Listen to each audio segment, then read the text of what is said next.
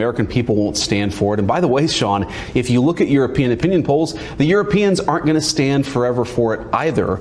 We need to bring this thing to a peaceful settlement. The president was trying to do that. He'll continue to try to do that. But you've got to have two to tango. You've got to have a negotiating partner in the Ukrainians who recognize that, of course, they have their views. And of course, they're not always going to agree with us. But they've got to participate in the conversation. They weren't willing to do that on Friday. So the president said, send them home. He said today that the war he expects will go on a very long time.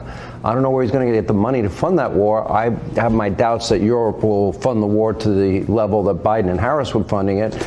And then the issue now has come up whether or not this administration will continue to offer money and arms for this war to continue.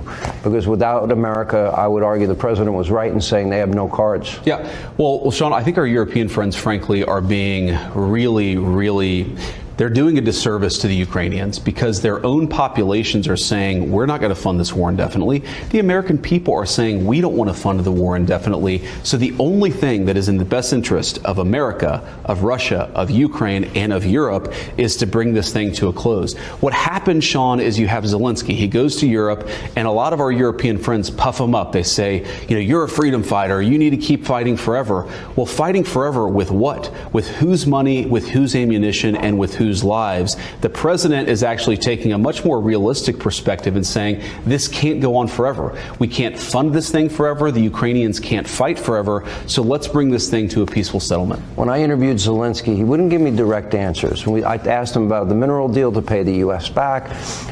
To me, there's three phases in this. And my understanding was Friday was supposed to be relatively ceremonial. It was. And in that it was supposed to be we signed the mineral deal. That's part one. Part two would be a ceasefire. Part three would be the hardest part, the negotiated settlement with Putin, who, correct me if I'm wrong, said he's willing to talk peace with Trump. Yeah, he said he's willing to talk peace. And of course, we trust but verify. We want to have the conversation. We don't assume that everything that anybody tells us is true. That's why we want to engage in this conversation. But you're exactly right, Sean. When the Ukrainians came to Washington on Friday, it was supposed to be ceremonial. There had been some public back and forth, some disagreements, some words spoken in public.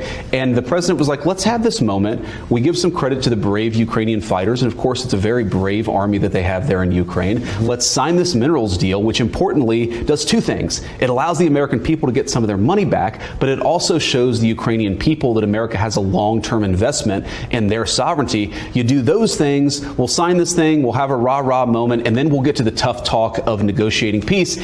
We couldn't even get the Ukrainians to a point where they could talk about the peaceful settlement.